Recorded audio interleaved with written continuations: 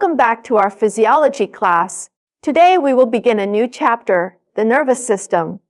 In anatomy, we learned common terms used for the nervous system. Which ones do you remember? Gray matter, white matter, cortex, medulla, nuclei, ganglia, nerve tracts, reticular formation. What are they? Where are they located? Do you still remember? If you have forgotten, please pause, review your anatomical knowledge, and then we will continue. Next, we will study the nervous system from a physiological perspective to see how it actually works.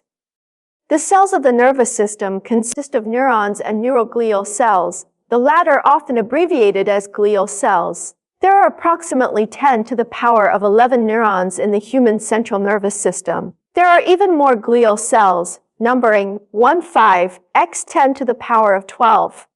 The number of glial cells is 10 to 50 times that of neurons. However, neurons are the basic structural and functional units of the nervous system. They undertake the main functional activities of the nervous system. Neurons are a type of specialized cell highly differentiated in morphology and function to perform diverse regulatory roles. Although the size and shape of various neurons differ greatly, they all possess characteristic processes, dendrites, and an axon. A neuron typically has only one axon, but the number of dendrites is more than one and varies greatly among different neurons. Dendrites and axons structurally confer regionality or polarity to the neuron. They provide the structural basis for the regional functional differentiation of neurons, and also serve as the basis for morphological classification of neurons. Based on this, neurons can be classified into pseudounipolar neurons, bipolar neurons, and multipolar neurons. We can see that in the neuron shown in the diagram, the dendritic membrane protrudes on the dendritic branches, forming numerous polymorphic dendritic spines, which form synapses with the axon terminals of other neurons. In the cerebral cortex, about 98% of synapses are formed with the involvement of dendrites, and only about 2% involve the cell body. The branching of dendrites and the presence of dendritic spines greatly expand the cell membrane surface area, thereby increasing the range and sensitivity of information reception by the neuron. Dendritic spines are variable in both number and morphology. They are considered the basis of brain functional plasticity. During brain development, the continuous increase in the number of dendritic spines is related to intellectual development. In the brains of children with intellectual disabilities, dendritic spines are relatively sparse and tend to be slender in morphology. Having understood the structure of neurons, let's now learn about their functions.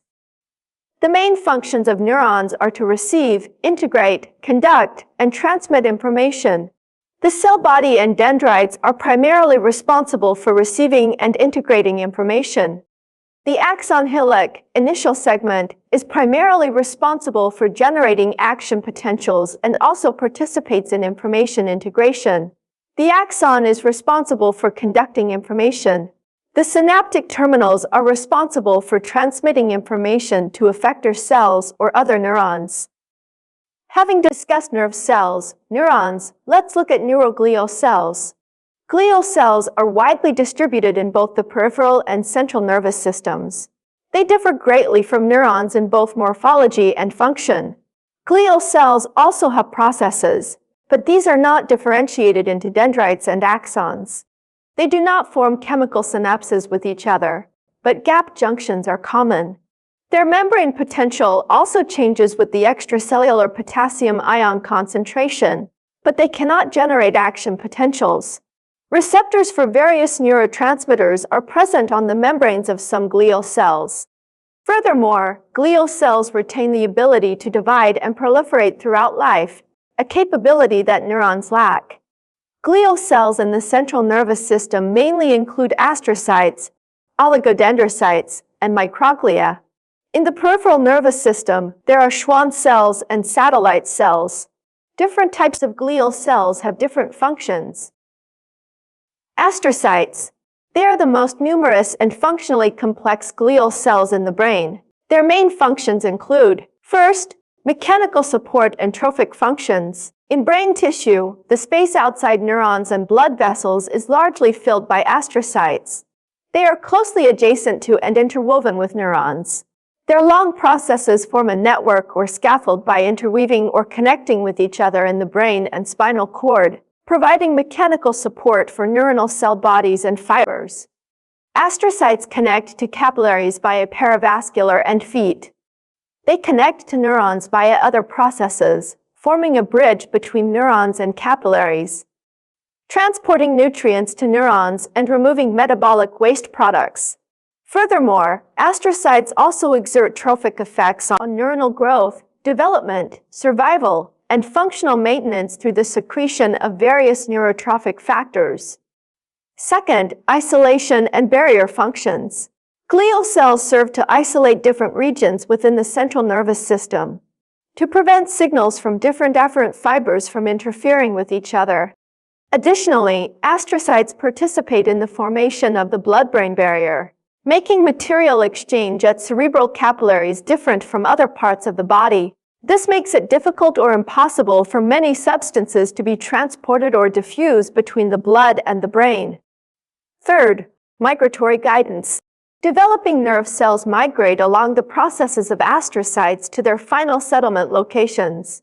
Fourth, repair and proliferation. The brain and spinal cord can undergo degeneration due to hypoxia, trauma, or disease. After tissue debris is cleared, the resulting tissue defect is primarily filled by the proliferation of astrocytes. Fifth, immune response. Astrocytes act as antigen-presenting cells in the central nervous system. They can bind processed foreign antigens and present them to T lymphocytes. Sixth, stabilization of potassium ion concentration in the extracellular fluid. The sodium-potassium pumps on astrocyte membranes can transport excess potassium ions from the extracellular fluid into the cell and disperse them to other glial cells via gap junctions, forming a potassium ion storage and buffer pool, thereby helping to maintain an appropriate extracellular potassium ion concentration and normal electrical activity in neurons. Seventh, metabolism of certain neurotransmitters and active substances. Astrocytes can take up glutamate and GABA, gamma-aminobutyric acid, released by neurons. They convert them into glutamine and then transport it back into neurons. This process not only prevents the prolonged action of amino acid neurotransmitters on neurons, but also provides precursor substances for neurons to resynthesize amino acid neurotransmitters. Furthermore, astrocytes are involved in the synthesis, secretion, or transformation of various active substances, such as various neurotrophic factors, angiotensinogen, prostaglandins, and interleukins.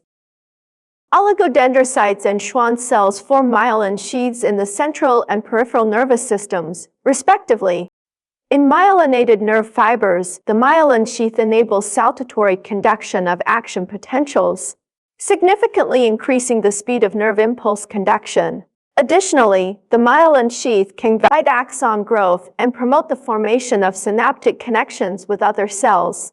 During regeneration after peripheral nerve injury and degeneration, axons can grow along the pathways formed by Schwann cells. Microglia function as phagocytes in the central nervous system. When brain tissue degenerates, microglia can transform into macrophages. They work together with monocytes from the blood and macrophages from blood vessel walls to clear degenerated neural tissue fragments. Rehabilitation link. In some patients with cerebrovascular diseases or accidental injuries, neurological rehabilitation therapy can accelerate functional recovery, reduce disability rates, shorten hospital stays, decrease medical costs, and promote early return to family and society. What is the mechanism of neurological rehabilitation? The currently widely accepted theory is the plasticity of the central nervous system. This theory posits that the central nervous system has the ability to continuously self-repair and reorganize in response to changes in the internal and external environment. This is achieved through neural sprouting, modulation of synaptic plasticity, and remodeling of neural network function. Clinical and animal studies show that this plasticity of the central nervous system can be strengthened and consolidated through continuous learning and training. The greater the patient's learning potential, the more opportunities for functional reorganization and the higher the success rate of rehabilitation.